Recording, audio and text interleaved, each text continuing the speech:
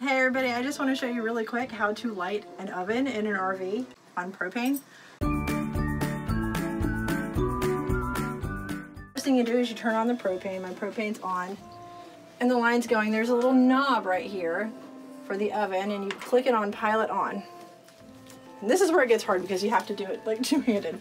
But you have to hold this button down. They say for like 30 seconds. So I'm gonna hold it. But in the meantime, there's like a element back here in the back.